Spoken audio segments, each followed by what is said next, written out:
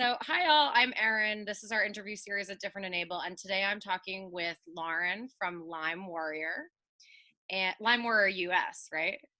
Lyme Warrior, and we're in the US. Okay. Oh, I thought that was your handle. My apologies.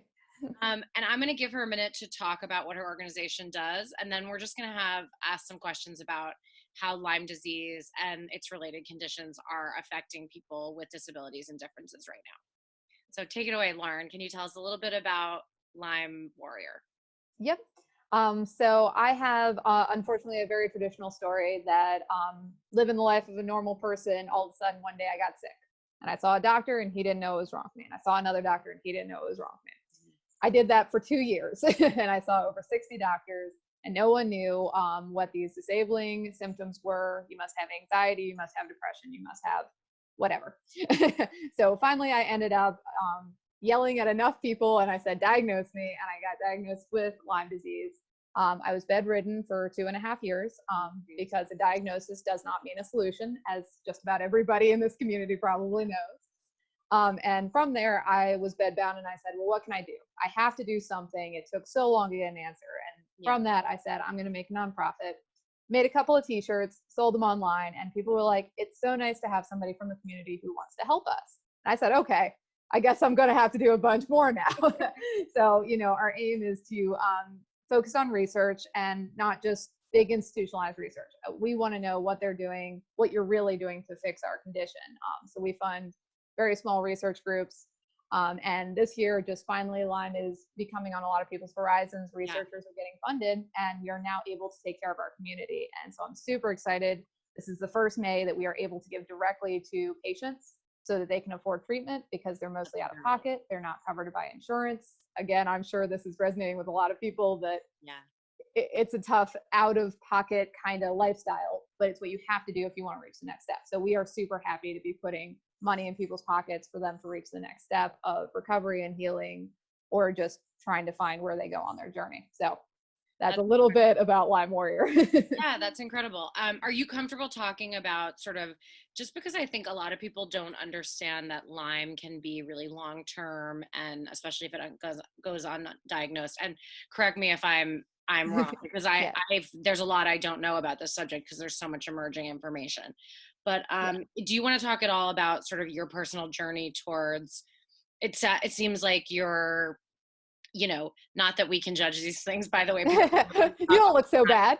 Yeah, we talk all the time at Different Enable about how chronic illness is often invisible, but you're not, I can see you're not bedbound right now. And so do you want to talk a little bit about how that process has gone? I'm sure it's not a straight line, but if you're comfortable talking about that, we'd love to hear about it. I'll try to give you the condensed version. Everybody has their 20-page verse, and I'll give you the one pager is, like I said, 60 doctors over 2 years, and just truly a series of my life that I can't imagine I made it through. Like, I had extreme vertigo was my major symptom. Vertigo is something like you don't really think about with Lyme disease, and just being bedbound, if I stood up, I was spinning. I couldn't get my legs under me. I was weak, and there was no real like name or thing for it. But this was my overwhelming condition that I lost my job. I could not drive. I could not do anything except sit in front of a computer, which, thank goodness for technology. But so I went and I found a doctor, and he's like, you have chronic Lyme disease. You've had it for 2 years. No one's diagnosed. No one's treated you. Of course it's bad. Okay. So I have this advanced bacteria multiplying in my body, and that's good news, right? So I went and I treated traditionally with antibiotics, combination antibiotics for I think 1.5 years, and I didn't get any better. I was still just as sick as the day he walked in. I still had no freedoms, no change. And I went on the internet and I looked out to communities that are people who are disabled, and I said, somebody give me an answer. Somebody tell me what you did when the system failed you at this point. And there were so many out there, just thousands. And they're like, you can try this, you can try this, you can try this. And I became completely overwhelmed. And what I did end up trying is I went to an herbalist. And I will tell you, I didn't believe in herbal medicine. I was like, well, that's hippie stuff. And, that's just not for me. And I went and tried it on my way of looking to find another doctor. And the woman, the herbalist that I saw, she completely changed my life. My symptoms started going away. I got out of bed for the first time in years, and I now while I still have some limiting symptoms and some Mhm. other contributing conditions that after seeing all these doctors, they didn't even pick up on my secondary Yeah, conditions, which were testable. You 100%. know, and I found somebody who helped me with natural medicine come out of the system.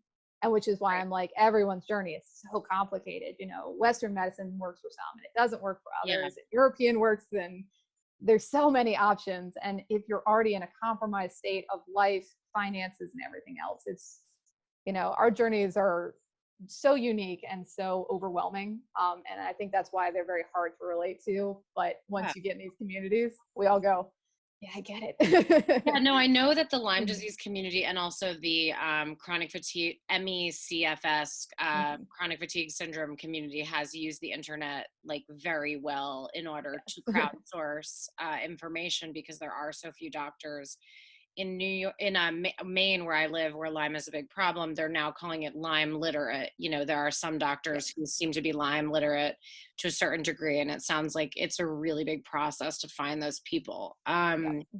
Even with the coronavirus, we've seen, you know, like the beginning, there were 3 symptoms that you had to have in order to have it. And now we know that there's a multitude of symptoms. But in the beginning, doctors were ruling out people who may have had it or not giving them tests. So I think that the medical, and I mean, I have a vast amount of respect for the medical industry and all my friends in the medical profession right now, especially. But I think sometimes, you know, medicine is about results that are reproducible, and so they're not going to take a chance on something that is not already proven, which makes perfect sense. But I think Absolutely. There was no bullseye rash. There was no exactly, joint pain. There was yeah, no fibromyalgia-like symptoms. yes, I was a fairly atypical patient for the book, but not atypical for reality, which is tough. And that's yeah, why groups like this are good to say, this is my super weird symptom, and it was this, and it can, you know. So that's why these things are important. totally. And I really like how you are open to, I mean, I think sometimes when you have a disease like this or like ME/CFS where there's a lot of controversy around it, there can be like this really hot debate around which way is the right way. And I think Yeah, I really respect the way you're trying to put power in patients' hands and let them make decisions for themselves based on their own symptoms yeah. rather than advocating this is the only way or that's the only way.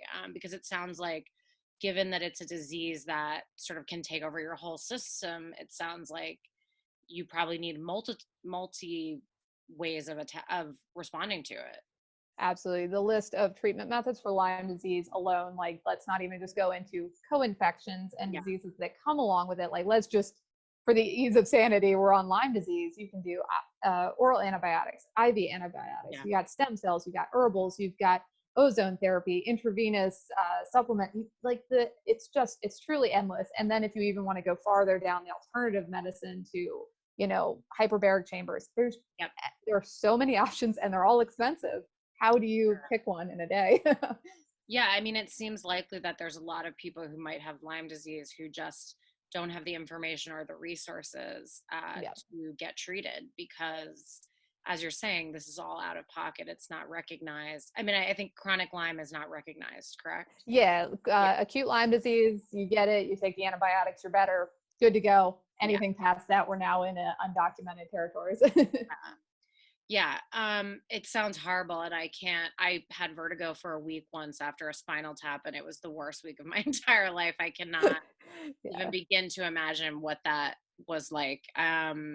What kind of toll do you think? I mean, I know you can only speak probably to your experience, but you also work with lots of people in this community. What kind of toll do you think it takes on people? And I sense there's a gender issue here too, because I often hear from women that have something like fibromyalgia or Mhm. Lyme disease that they get sort of shuffled off by doctors initially assuming that they have anxiety or they have depression. Now, of course, anxiety and depression can happen to you when you've been bedridden for 6 months. Yeah. That's I like, mean, don't get me wrong, I had those things, but it yeah, was more than that, you know. exactly. And there was biological root to it that needed to be addressed, you know. And Yeah. so I'm interested in knowing, thinking about, if you're comfortable talking about it, sort of what mental health toll the chronic illness can really take on people, and the way that people sometimes don't believe you, which might make you feel sort of gaslighted or something like that.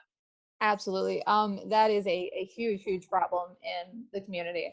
And, I try to keep Lyme Warrior the most positive, forward thinking as much as possible. But it is also part of my journey that when I went to the specialist and I was diagnosed and I didn't get better, I said, what's next? Because there were no more doors and I didn't see any more options. And I sought therapy. I admitted that I was contemplating suicide.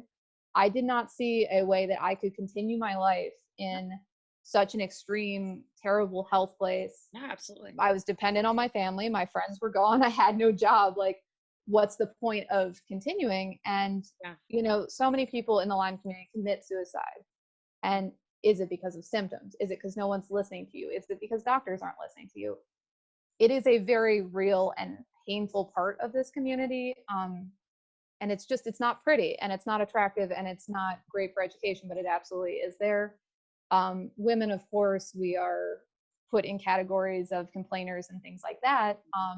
But I also see men, and men are usually the ones who take their own lives first because they didn't feel heard and they had no one to talk to. So at least as women, we tend to be able to reach out better, and we tend to reach out to our community that I'm having a really hard time. I need help. And at least, that has fueled a really great online community and things like that. So pluses and minuses of both of those, but I do see men and women are affected in different ways and are both struggling. So. Yeah, that's really important. Thank you for sharing that. I feel what I was going to say was that I think that people genuinely don't realize how much of a toll or how connected body and mind are, so that they think that when you're sick with something that is essentially originating from your body, that it doesn't affect your mind. But actually we have tons of information that chronic things like chronic pain actually decrease your cognitive ability, or uh, so I mean, I think it's really important for people to start understanding that there are profound mental health crises attached. I mean, who could be expected to want to live after being that sick for 2 years? I mean, even on a very chemical level, if you just, if someone's sick, they are probably not happy. Like, yeah, let's get that baseline. But then let's just say you have a virus or a bacteria that is in your brain causing a chemical dysregulation. So whether you believe anxiety and depression are changeable via mood, you still are having a chemical imbalance in your body that a chronic condition in any form, any treatment methods are all contributing to a rearranging of your chemical system. So people who are healthy have balanced chemicals. People who are unhealthy tend to have unbalanced chemicals. It's not surprising that we're going to see cognitive issues. You see lots of children with ADHD, OCD, like mood dysregulations, and these are often being overlooked because they're like, well, they're just emotional problems. When you're showing that there is a chemical imbalance and that there's something significant going on with that child. So, and now we know that OCD is sometimes caused by pandas, which is pandas is very closely linked with Lyme. We see so much overlap of that in the community, and that's why these emotional problems in children should not be dismissed. They should definitely be more investigated, in my opinion. Do you think that this pandemic and the widespread stay-at-home orders may give the general population or the able population a little more empathy to what it might be like to be in a situation where you're homebound, has that been a conversation at all or anything?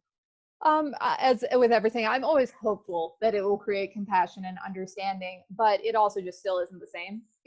That you have to stay at home and you have to feel good and watch television and you can smile when a show comes on, as opposed to when I would sit at home and I could only watch television for 12 hours a day.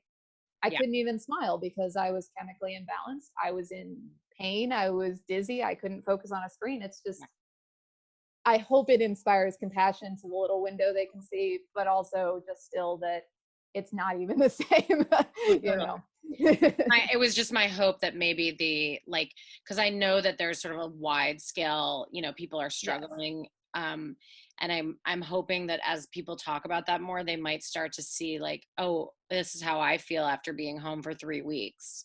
I welcome anything that invites a conversation to start that conversation of empathy,